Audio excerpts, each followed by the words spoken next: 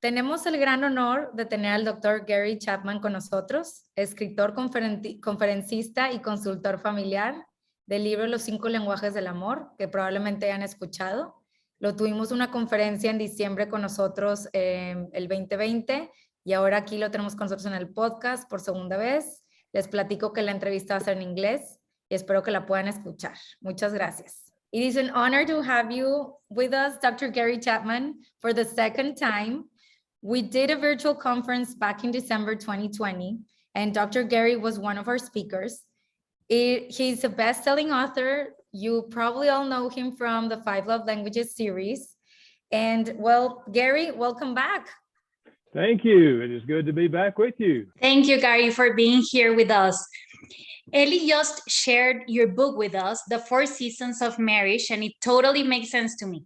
Many of us that are listening are at a stage where our children are already teenagers and we have more free time to be alone with our partner.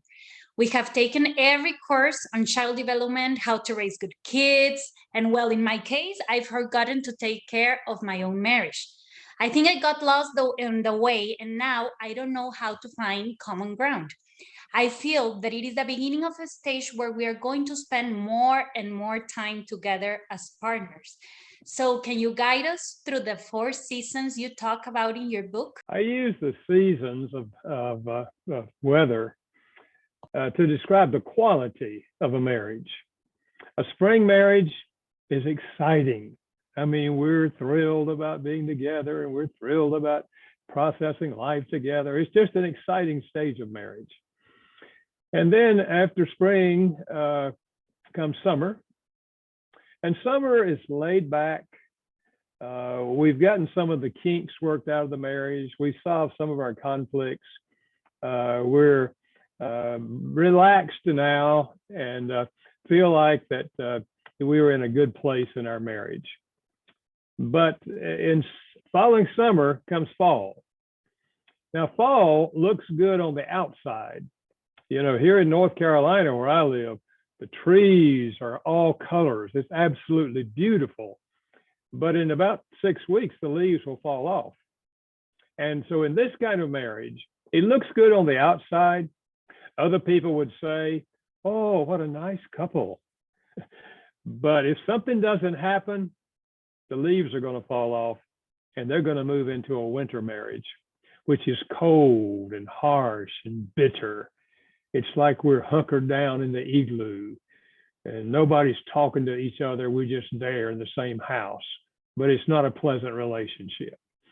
So almost every couple, if they're honest, they can identify that they're in a spring or summer or fall or winter marriage. And then in the book, we try to talk about how to spend more time in spring and summer because those are the more pleasant times. But if indeed a person is in the winter stage of marriage or the autumn stage of marriage, and they realize, you know, things are not really going too well, one of my first suggestions is look at yourself and begin to ask, where am I failing in this relationship? Because by nature, we're looking at the other person. And most of us that are in a fall or winter marriage, in our mind, we really believe that our spouse is the problem. If they would just change this, this, this, and this, then we could have a better marriage. And they spend the bulk of their time complaining to their spouse about what they're not doing, which literally drives the spouse further away. So if you take the approach of, you know, I know that I'm not perfect. None of us are. So let's try to identify, where am I failing in this relationship? Where am I not being kind and thoughtful in this relationship? So that we can honestly then go apologize to our spouse for our failures. And when we do, they may or may not forgive us, but at least they're going to walk away and think, wow, this is different. Haven't heard this before. All I've heard is complaints. And they're apologizing? You see, that can be the first step in beginning to open the door for a growing marriage. When you tell Gary to open the door for a better marriage, how can, for example, in a marriage where one person is on board, trying to forgive, trying to acknowledge what one has been doing, what our own failures have been, and the other is not on board, how can we approach to our partner? Well, I think after we apologize, we can then focus on speaking their love language. We talked about that in the last time we were together. You see, they have a need to feel loved, just as you have a need to feel loved. They're human, just as you're human. And yes, they're not speaking your love language. You're not feeling loved by them, but you can choose to speak their love language. You don't have to feel love toward them. It's an attitude. You know, I'm gonna try to speak their language and show them love in a language that's meaningful to them. And when you start doing that, having first apologized for your failures, now you're speaking their love language. They're beginning to think something's going on here. I don't know what's happening, but something has happened to them. And they're right. Something has happened to you. You've changed your approach. Rather than lashing out and criticizing them for what they are not doing, you've acknowledged your failures, and now you're communicating love to them in a meaningful way. And what I'm saying is that can be used to begin to open their heart, to begin to think, you know, this is not fair. I need to be living differently. I need to be responding differently. We can't make our spouse change, but we can influence our spouse. And this is the best way to influence the spouse. And they may well begin to turn and ask you, what can I do to help you? How could I meet your needs? And now now the marriage is going to grow because you've got two people now that are beginning to work on the marriage. Gary, in your book, you talk about these 7 strategies, ones you already mentioned, to take better care of your marriage, to live these stages, the winter, the fall, better, in a better way. Those 7 strategies.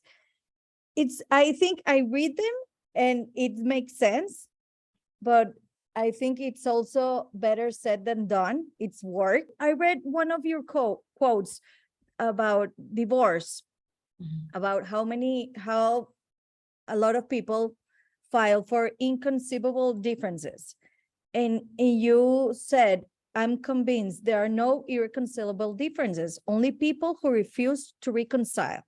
And that was an aha moment for me, because that's true. You have to make the work. If one person is working, maybe the other one will be inspired, influenced to make the work. But sometimes the other person won't make the work, just won't make the work. So that's why they go for a divorce, or I don't know. But I just want to say, how do you get in that cycle? Like a positive cycle? How do you break all the negativity that has been maybe for years in a marriage? I've been married 13 years, and I know there's up and downs. There are circumstances in life, ones that we don't even control, and you grow together. And I see the importance you talk about in your book about winter and fall, but how do you break that cycle? How can I speed it up for summer? Yeah. Well, I think it does take a change of thinking, a change of attitude, because as I said earlier, by nature, we recognize the failures of our spouse. And if they would only change this and this and this and this, we could have a good marriage. But they're not changing. But we have to change the attitude to say, okay, I can't make them change. So what can I change that might have a positive influence on them? We choose our attitudes. We don't choose our emotions. You don't say, I think I'll start having positive feelings toward them. No, we don't choose our emotions, but we do choose the way we think. An attitude is a fixed way of thinking. And so you're changing an attitude from an attitude of blaming them for an attitude of, what can I do that might have a positive influence on them? And so you're going to focus now on something you can do You can't change them, but you can change yourself, and you can change your approach. So it's a matter of talking to yourself, as it were, and saying, you know, let's focus, let's try something different. Let's focus on what I can do that has the potential of perhaps improving this marriage. And I don't mean you do this for 2 weeks. I mean, you set yourself a goal. 6 months, I'm going to try this new way of thinking, this new way of responding to them. And you give it a 6-month trial, there's a good chance you're going to see a positive response on the other side. I think that's the key of what you're saying. You have to commit for a long time. We think it will change in a month or 2 months, and I'm tired and it's hard. And, you know, so when you say take 6 months, I think it's like it calms me down to hear you say that, to be more patient, Yes. to be more like compassion for myself, for what I'm feeling, for what we are feeling in general. Dianis, a lot of our friends who have been married for lots of years, who have been divorced. I feel like especially nowadays that we want everything very quickly, like fast changes, like a click away, like with our diets, or when they used to talk about the microwave to have like food heated up in a minute, you know, like everything so fast, instantly, like the changes. When you talk about 6 months, long term, it makes sense. We're human beings. I think we're very complex, and we each could be going through a different seasons in the same marriage, in the same like the same partnership. No, you also talk about that, right, Gary, like how we can be in a marriage that you feel it's winter and maybe your partner feels like it's fall, or maybe sometimes even summery. And well, if you're in a different season, then who's right in that situation? It's not a matter of being right. It's a Mhm. matter of being human. Right. And humans are different. And so one person may perceive the marriage as being satisfying. You know, as far as they're concerned, things are going well. Mhm. They don't know that the other person doesn't have that same perspective on the marriage. But we think differently about everything, or well, most things. And so we think differently about our marriage. So it is possible that one person will feel like we're in a summer marriage or a fall marriage, you know, things are pretty good with us. And the other one feels like, man, we're in winter, you know. So it's not a right or wrong. It's just a matter of being where they are as humans. And this is where communication is important, so that the one who feels like it's a winter marriage can say to their spouse, you know, honey, I've been thinking about us, and we've been married now for 15 years. And I don't know how you're feeling about us, but I want to share with you my heart, and share with you what I've been feeling the last several weeks or months or so forth. I just feel like we're kind of disconnected. You know, you're living your life, and you're a hard worker, and you're doing a lot of good things, and I'm living my life, and you know, I'm doing some good things, but I just feel like I'm disconnected from you. Could we talk about that a little bit? You know, you take that approach, and the spouse is probably going to be willing to talk about it. And they're kind of surprised and shocked, you know, that maybe you're not where they are, but at least you're communicating. And things don't typically get better unless we do communicate, because they're not going to read your mind. You can continue feeling like you're in a winter marriage, but if you don't ever share that with the other person, in their mind, they don't know that you feel disconnected from them. So I think we do have, in a kind way, not in a condemning way, but in a kind way, we share with them what's going on inside of us, so that we have the possibility now of talking about what might make it different. Gary, in your strategies to make this better, the marriages, you talk about 7 of them. Can we talk a little bit about them? The number 1, I have a lot of questions about one of them, but one of them, the number 1, deal with the past failures. Can you, can you express something about that? The deal with the past failures. How do you deal correctly with the past failures?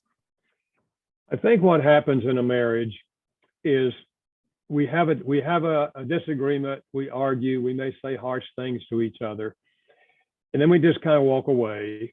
And that experience was like putting a block in a wall between us. And that block does not go away with the passing of time. The only way it gets removed is if the one who offended is willing to apologize and the other is willing to forgive. And when we're willing to do that, we can remove that block. If we don't, and this is what happens in many couples, the block sits there. Then we have another experience in which one of us mistreats the other, another block, and another block, and another block. And we literally build a wall between the two of us, an emotional wall. And it's hard to talk through a wall or over a wall.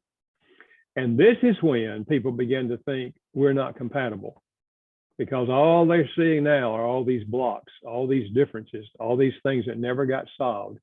And so they're saying, well, we just not compatible. We should just divorce. The reality is all couples have conflicts, and we're not trained on how to solve conflicts before we get married. I was not. So what do?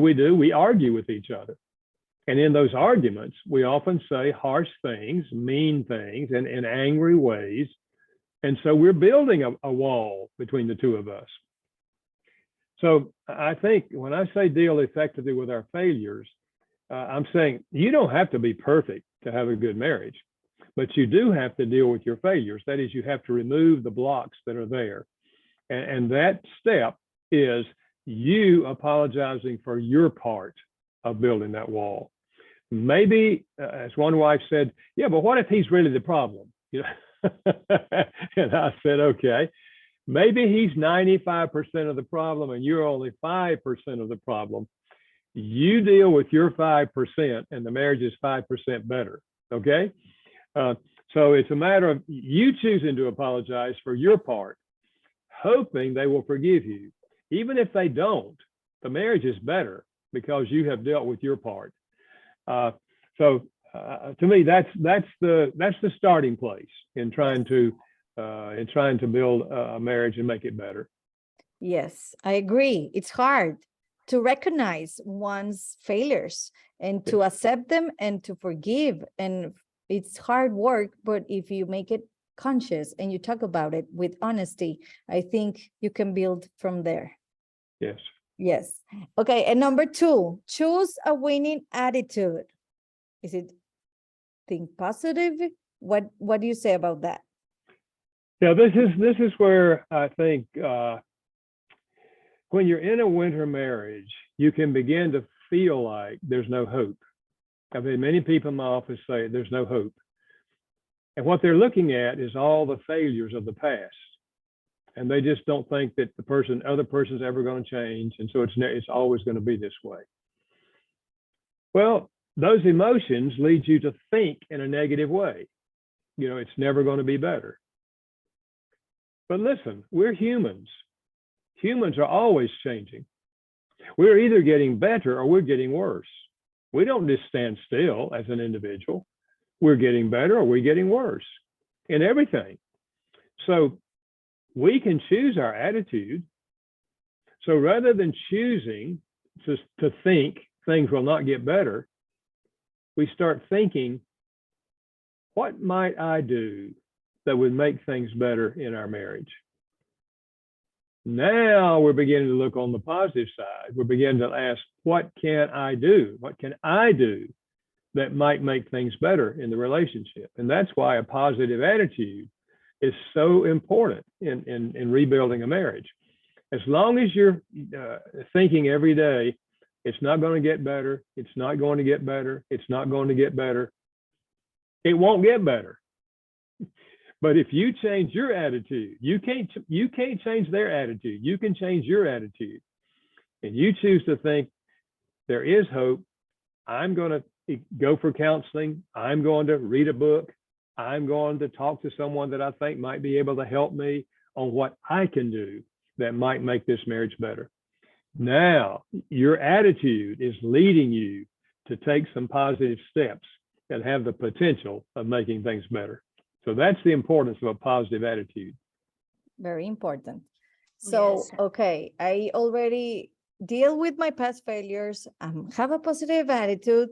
Now I have to learn to, number 3 is to learn to speak your spouse love language. I love your love language book. I always try to remember it and quote it. And sometimes we forget that we do a lot of stuff for our spouse, thinking you're demonstrating love, but he doesn't care about most of the things that you're doing. You have to identify what he likes, loves, his love language, and just do it. And I think it's very easy said, but hard to maybe do it every time, every day. Don't forget it. And just like make a summary for our listeners. What are the 5 love languages?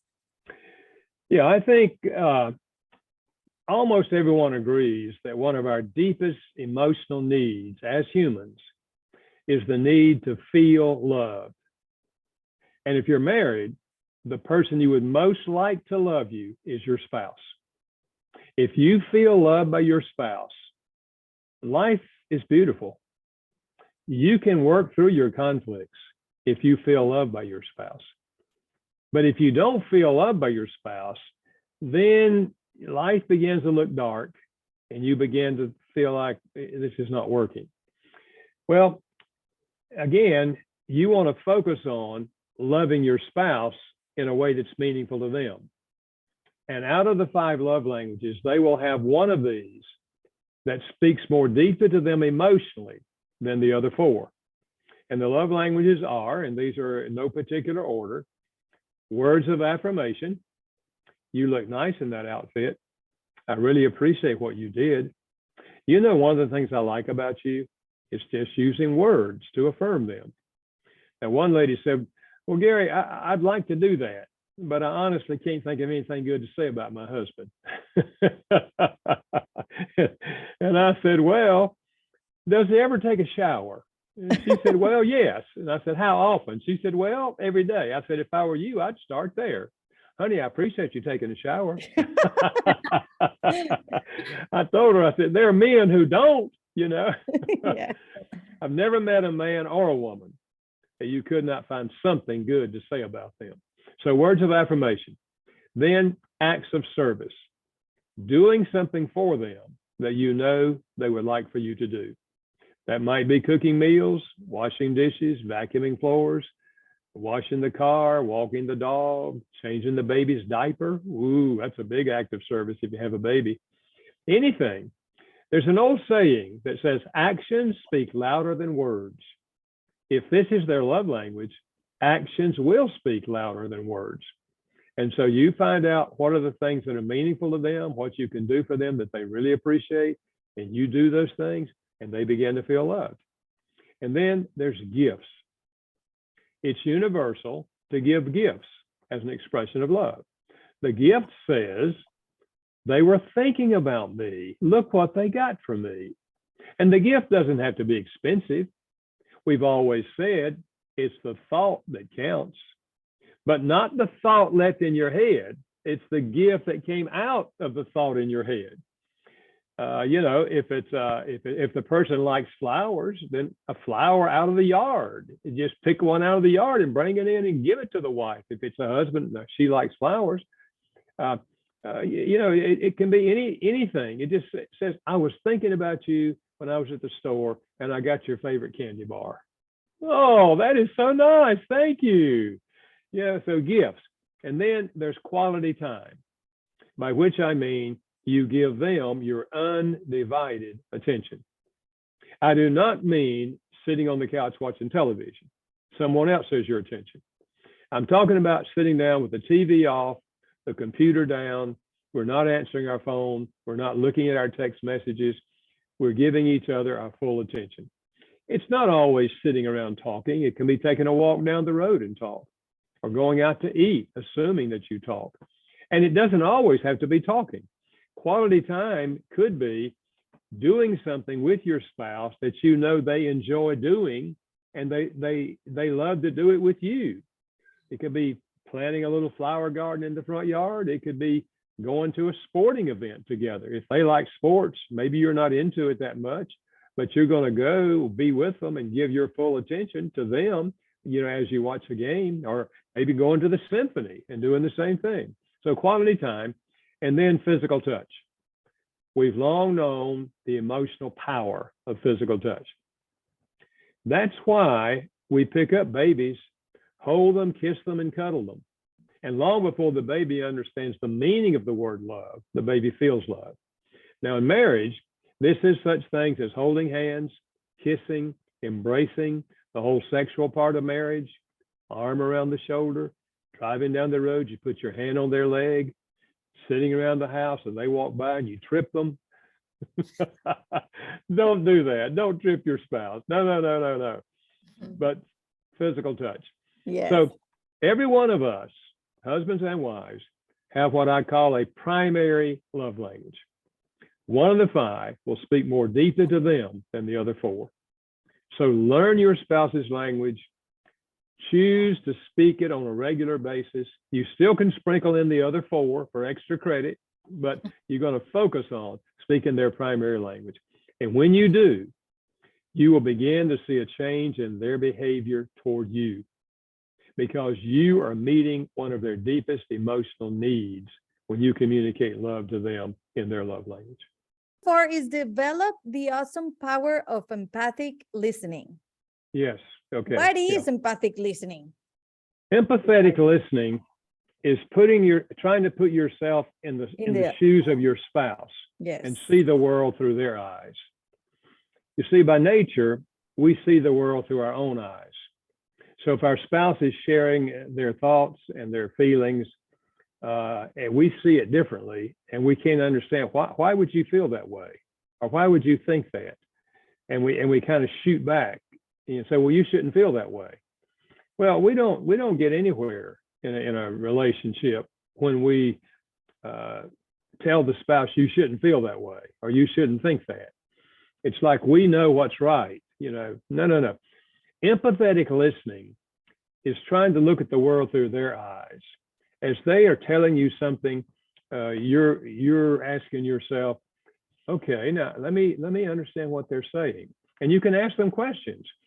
Honey, are you saying that when I do this, it makes you feel hurt or angry? Is that what you're saying? And you say, yes, because it communicates to me that you really don't care about me when you do that. And it hurts me very deeply. Now, you may not be meaning to communicate that, but I'm just trying to share with you what I'm feeling when you say things like that. Well, if he's empathetically listening, he's beginning to understand now why she feels angry or why she feels hurt, so that he can then honestly say, okay, I think I'm beginning to understand what you're saying, and I can see how that makes sense to you. So what do I need to do? How can I change this? Now you're focusing on what we can do to make things different. So, and we're not trained in empathetic listening. We're trained in listening long enough that we can shoot their idea down and say, that's not right, or you shouldn't feel that way. We've got to learn how to try to understand what's going on inside the mind and heart of our spouse. And that is empathetic listening. And that's why it's so powerful. Because when a husband can say to a wife, or she can say to a husband, I think I'm beginning to understand what you're saying, and I can see how that makes sense. Now you're not their enemy. Now you're their friend. And the two of you can decide what we can do to make things differently. But empathetic listening has to precede that, or we won't ever get to discussing how we can make it different. I love the way you put it, that it's develop the awesome power. You have to develop it, to work it. You are not born with it. So it takes work. It takes work, and you have to have the I want to do it. I be able to want to do it. Yeah. It's You have hard. to choose. You have to Yes, choose choose. That's to the do it. word. Choose. You need Choose to choose it to and want to then do it. learn how to do it. That's Yes, right. It's a that's right. choice. We are not Choice. listeners by nature. Absolutely. And number 5, discover the joy of helping your spouse succeed. Hold on. I have a question. Do it. Yes. Sorry to interrupt. Why are we not naturally empathetic listeners? Why is it not in our nature? I think because we are by nature self-centered. Okay. Now there's a good part to that. Yeah. That means I'm going to take care of myself. I'm going to feed myself. I'm going to get exercise. I'm going to get sleep. I'm going to try to do good things for myself. There's a good part to that. But when that becomes selfishness, in which I make all my decisions in terms of what am I getting out of this, a person who is selfish will not have a good marriage. Two selfish people will never have a good marriage because they're making their decisions on the other person making them happy. And that's why you have people say, who are in a winter marriage, one of them will say, well, I'm out of here. You're just not making me happy. I mean, I've been miserable for 5 years living with you. I'm not happy here and I'm getting out because you're not making me happy. Selfishness. Yes. You're not doing this for me. You're not doing this for me. It's the opposite of love. Love is the attitude. I'm in this relationship to enrich your life. How can I help you? How can I make your life different? That does not come natural. You see, we are self-centered, and then if we allow that to grow, we will become selfish. And so that's why it's not natural for us. So we were in number 5. Discover the joy of helping your spouse succeed. You know, all of us have different abilities, different interests, different things we would like to accomplish in life.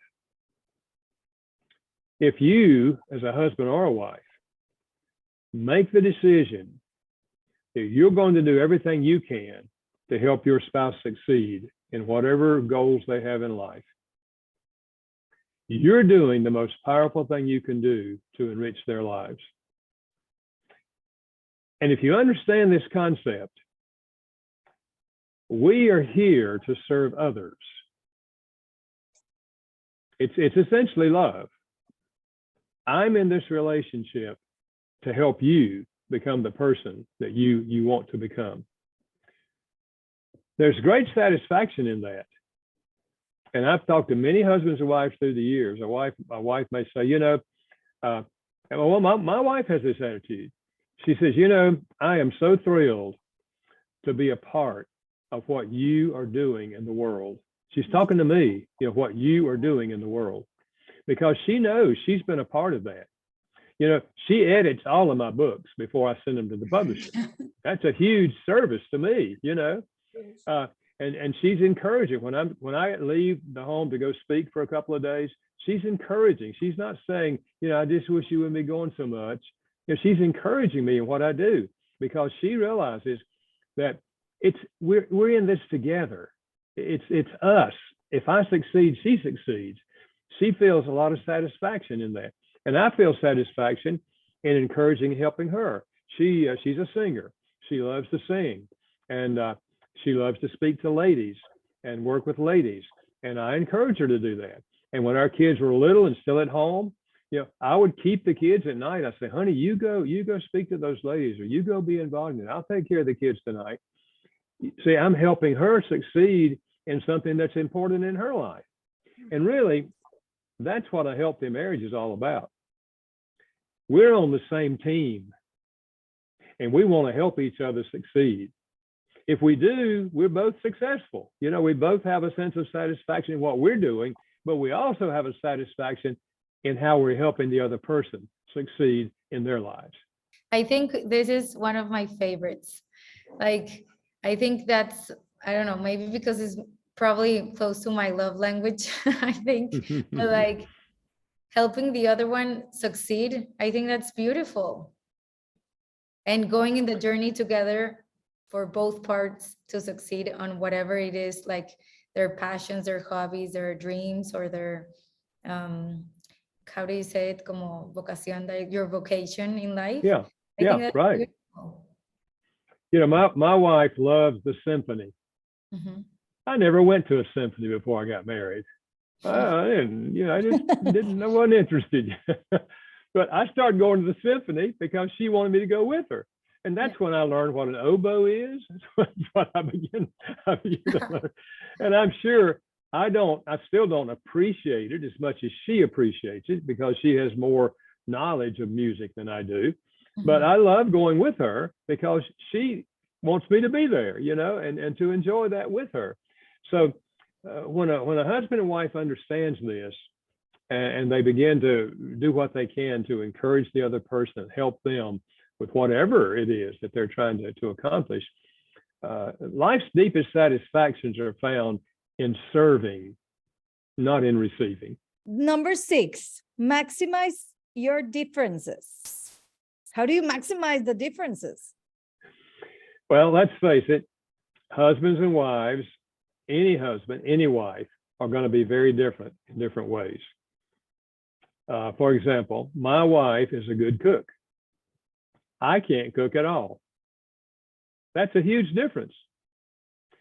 But I can wash dishes, and I can clean the pots and pans.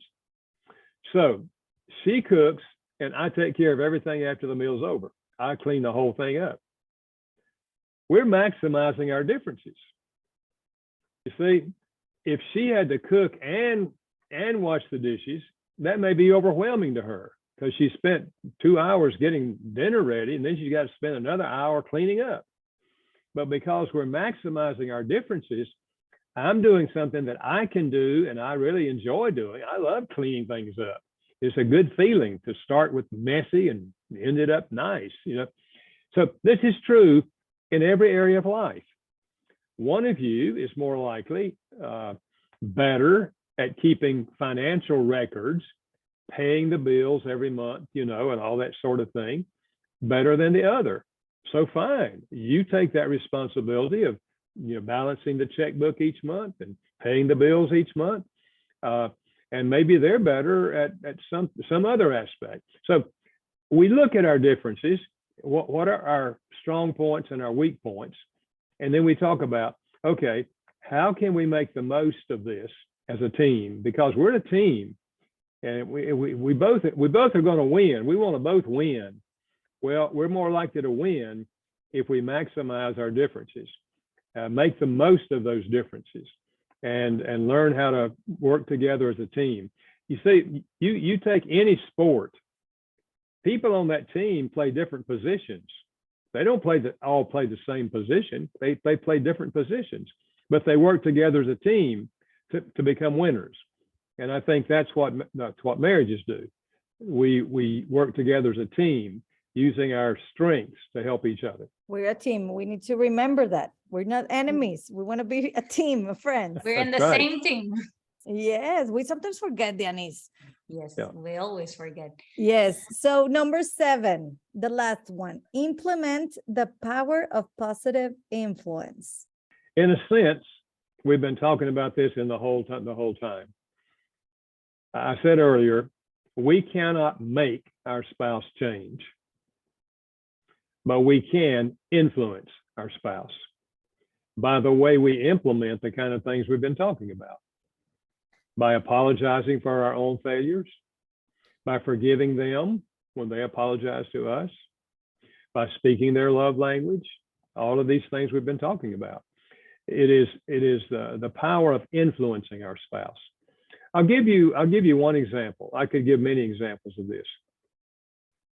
A lady came in to see me. She said, Dr. Chapman, I have an appointment this afternoon with the attorney, and I'm going to file for divorce from my husband. And I don't know why I came in to see you, except that as I was driving by, something in my mind said, you should go in there and talk to Dr. Chapman. She had heard of me, though I had never met her. And she said, I have no hope in my marriage. And she described it. She said, my husband is a hardworking man. He has a full-time job as a mechanic. And then he comes home in the afternoon and we have dinner together, which I've prepared. Then out behind the house, he has a little shop where he works on cars in the evening. People bring their cars in and he works on their cars. And she said he does that every day. He has his regular job and then he works out behind the house at night. Except on Thursday. Thursday, he goes out with his friends and drinks. He said, doesn't get drunk, never has abused me. And she said on Saturday, he works out in the garage behind the house all day long. Sunday, he sleeps till noon. And after lunch, he watches football. And there's nothing going on between us. We're just like roommates living in the same house. Well, that's a pretty bad situation. And I told her, I said, I'm empathetic with you. I mean, I can see how you would want to file for a divorce. But I said, would you be willing to do a 6-month experiment with me? Would you be willing to ask yourself, where am I failing in this marriage? And just see what comes to your mind and make a list of them. And then would you be willing to apologize to him? Maybe it's only 2 things you can think of you're doing wrong, but you think of those. Then would you be willing to really try to speak his love language at least once a week for 6 months? And let's just see what happens. She wasn't very excited about it, but she said, I'm willing to try. So she called the attorney and canceled the appointment. Well, the first 3 weeks, I told her, if you do this, I'll meet with you every 3 weeks and we'll see what happens. The first time she came back after 3 weeks, he didn't even acknowledge that anything had happened. When she apologized to him, his response was, well, you're not all that bad. That's all he said. And that the second 3 weeks, he said to her one night after dinner, what's going on with you? And she said, what do you mean? He said, you've been awfully nice to me lately. I don't know what's going on. And she said, I just told him, well, to be honest with you, I'm going and trying to get counseling on how I can be a better wife. And he said, I knew something was going on. And he slammed the door and went outside. Next 3 weeks, he said to her after dinner one night, I don't know what you're trying to do, but it's not fair. She said, what do you mean? He said, well, you know how you've been treating me so kindly. He said, I don't deserve that. He said, you know, I'm not much of a husband. And he said, I don't deserve that. And she said, well, I'm telling you what I'm doing. I'm trying to learn to be a better wife. Well, this went on for about 4 months. And one night after dinner, he said to her, anything I can do to help you before I go out to the garage? And she said, well, if you'd like. And she told him something, and he did it. And then after that, every week, he would say at least once, anything I can do to help you tonight before I go out to the garage? And she'd tell him something, and he'd do it. At the end of the 6 months, she said to me, Gary, if anyone had ever told me that I would ever have love feelings for my husband again, I would have said it could not happen. She said, but I do. He's doing everything I ask him to do. She said, I can't believe it. So you see, she influenced him. She didn't demand anything of him. She influenced him. And her love touched his heart, and he began to reciprocate to her. Love stimulates love. Hate stimulates hate. So the power of choosing to take that attitude. So that's an example of the power of influence. That's a great example, because we are used to get influence nowadays with people to be fitter, to be healthier, to be all those influences. And this influence that you're telling us, we can be a great influence in our house, in our own home. So what better to be a great influence in our home and use all these platforms to expand these are you're telling us, these things that are great, that love stimulates love. We don't need to be on our own. Absolutely. We cannot make them change, but we can influence them. Now, I can't guarantee that if a person will do what this wife did, that her husband will eventually begin to reciprocate. I can't guarantee that. I mean, there are people that, they spit in God's face. They don't have nothing to do with God. Yeah. Well, you can be as good as God and they can still spit in your face. Yeah. But we can choose to try to have a positive influence. And that's far more productive than choosing a negative attitude and blaming them for everything that's wrong in the relationship. And Gary, you brought it up. Like I have to ask, what do you do if you're willing to do the change? You do it for 6 months and your spouse or your partner is not really responding to what you're doing. Like, when is it enough? Or what are the steps to do if it's not working? Like, I don't know, because I know there's a lot of couples that call it quits very easily. But sometimes, like this case that you talked about, like this example of this relationship and how we change in 4 months, but many don't. Like, what would you say if you're that person listening right now to this conversation, to this podcast, and feel inspired to try it for 6 months? But what if they try for like a year or even more and don't feel like there's something changing, or they're not willing to change, like their partners are not really willing to do the work? Well, I think there is a place for what is often called tough love.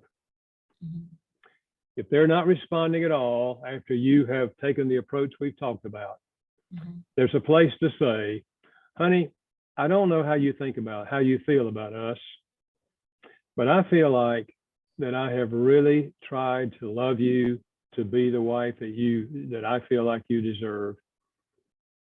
But it appears to me that you have no interest in our having a good marriage, because I don't see any change in you of trying to reach out to me.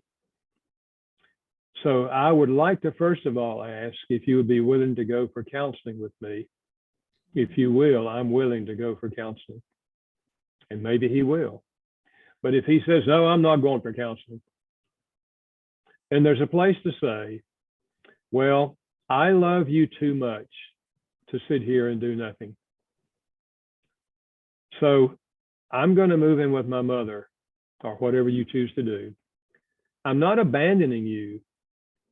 I'm still willing to go for counseling any day you agree that you would like to go. But in the meantime, I love you too much to sit here and do nothing for your behavior. Maybe he's an alcoholic, maybe he's physically or verbally abusive or whatever, Now, I love you too much to do nothing. Often, it is tough love that wakens his heart, and he realizes he's about to lose what he's been receiving for 6 months. He's about to lose that. And often that is what causes him to say, oh, well, I'll go for counseling. If he goes for counseling, there's hope, because now there's a third party there that can help him understand himself and understand her. You see, unfortunately, here's what happens. Couples don't do the 6 months of tender love. They have 2 years or 3 years or 5 years of just animosity, and she's telling him what's wrong with him, and he's telling her what's wrong with her, and they do that for 5 years. Then the person says, I'm out of here, I'm getting a divorce. And the spouse says, good riddance. All I've ever heard is how bad I am. So the decision to divorce does not lead them to want to work on the marriage, because they have no reason to believe it could be any better. But if you do the 6-month experiment, now they're going to lose something. They're going to lose a wife, for example, or a husband. Either one can do this. They're going to lose a person who, for the last 6 months, first of all, apologized for their failures, then have been reaching out to love them in a meaningful way to them. Now they're about to lose something. You see, now that your behavior motivates them to want to save what they've got. So that's why I say, before you give up, do a 6-month experiment. or longer, whatever you decide. 6 months, not anything magic. And then see what happens.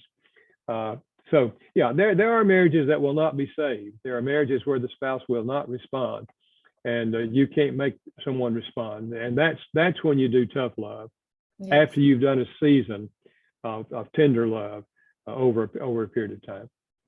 I love that, Dr. Gary, because I feel like there's a lot of couples that can go from all this like vicious cycle and being in the winter season for too long and go straight to a divorce without giving space and time for both of them with a little bit of tough love that can make the other one like wake up and maybe want to try and save the marriage or do the work, right? Right, absolutely. Mhm. Dr. Gary, you leave us with a lot of relief and hope that we can work in our marriages with our partners to ask ourselves what are failures, everything. I just love this conversation with you. We always close up the episode telling each one with what do we stay from this little talk that we had. So who starts? Eli, Fabi? I just want to say, Dr. Gary, that your books, I love them. In Spanish, it's called Los Cuatro Estaciones del Matrimonio. I feel that you're here with me, guiding me. They're beautifully written. I really do appreciate it. I always have them beside my bed and always like a chapter or a reminder. Sometimes we do need these reminders. So that's why I always have them near, so I could keep reading and reading and reading, because of the stages we're on a marriage. It's a constant work and we need those reminders, and you do it so beautifully. I just want to appreciate you. I have a lot of gratitude about your books. I really love them. And I just want to say that today I am being reminded that the work you put on, mostly all of the time, I have tried it and it works. You see the result. You just have to put the work, and Yes. then it's worth it. You get so much more happy. And when I have 3 kids, so when we are happy or you're in the summertime, the kids feel it also. And Yes. when we're in winter, the kids feel it also. So they sometimes don't see everything, but they feel it. So Yes. I know they're feeling much happier too. So if you want to have a better family, a better environment for your kids, I do encourage people who are listening to get this book of Dr. Gary, and he's guiding you. This podcast is gonna open, I know, a lot of people to try this. Well, your thank kids. you. If it's not for your spouse, for your kids, try Yeah. it. Just try That's it. good. I'm very encouraged by what you say, and you're exactly right about the children. The Yes. greatest thing we can do for our children is to give them a model of a mom and dad who are loving each other and working together as a team. And that makes me think about my parents. My parents got divorced when Fabi and I are sisters. And there's a lot of grandparents, good parents who got a good marriage. But what you learn, the love language you learn, you take it to your marriage. Like you have to work on it if you want to change it, if you want something different. And I know that our kids, what it's better for them, what they see, not what you tell them, what you see, what they feel. I feel loved, they feel loved. There's love in my home. So they're gonna appreciate that, or they're gonna walk away from a relationship that is not based on love. So it's very important. So if you love your kids and you don't love so much your spouse and you want them to feel better, it's a really like motivation to do it for your kids, and then everything flows. Yeah, absolutely. Thank you. Yes, thank you. Fabi, what do you think? Well, I took notes. You can see like my notepad with a Yes. lot of notes. I love talking to you, Gary. And well, mainly I'm left with what I can do to make a relationship better or more positive. And also the question on what I'm doing wrong or what I'm lacking, maybe like in what areas I might be failing. Because I think we're also living in a time where selfishness is more like applauded in a way, I don't know, like more encouraged, even if it's not like the direct message, right? It's like not really there, but it's sort of there. Like you want everything in an instant, you want everything to be perfect, and you deserve to be happy and blah blah, which is great, but it could also like have a side of that where you are feeling, where you might end up being more selfish in a bad way, not in a good way, but in a bad way, where you just bail on everything that's not satisfying you. Yes. And you stop asking yourself, what am I failing? What can I bring positive into this? What can I change? What attitude can I be adjusting a little bit? Or I don't know, instead of saying like a proactive choice of being more positive and healthier approach on relationships and in your family. And I think that that's very important, because I feel like nowadays there's more talk about divorce more than in, I don't know, in a few decades ago.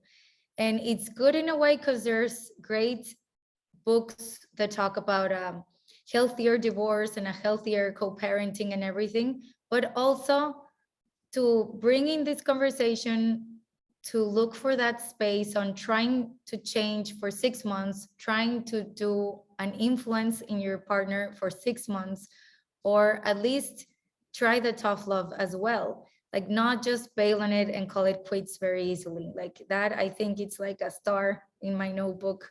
And to remind everyone that there is hope. And sometimes with a little bit of change, there's a big change in your relationship just by moving of certain things in your day-to-day on changing your attitude, right? So that mainly. And well, I appreciate this a lot. Deanis, what else do you want to talk about? Like, what do you take from this conversation? Well, the thing that I'm taking is where you said that we are here to serve others. And in these times, we are receiving the message to satisfy ourselves, as you said, Fabi, that it's most important to serve ourselves, to be okay, or for us to be okay. So we often forget that serving others, it's going to give us also joy and that happiness without thinking, right? So that is one thing. And the other thing that you said that it's a choice to listen. We are not born with to be good listeners, so I have to practice and make the choice. Very important, make the choice in everything. In everything, everything it's a choice. So it's on me. And this podcast is called Empieza Contigo. Start with you. So I have to start choosing. I have to start starting the conversation, starting looking at my own failures so I can give back to others. That's good. Very good. Thank you. Thank you so much, Gary, for spending your time with us. Our hearts are full, as it was the last time we talked to you. We feel very grateful to have had you in our podcast.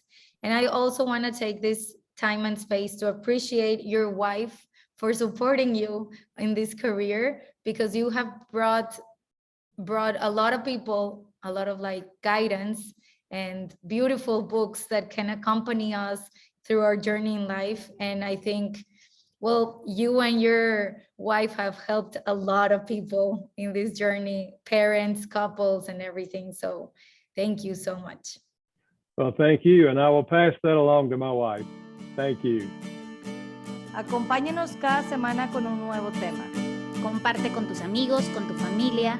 Y síguenos en las redes de Empieza Contigo. Y recuerda, Todo puedes cambiar si empiezas contigo.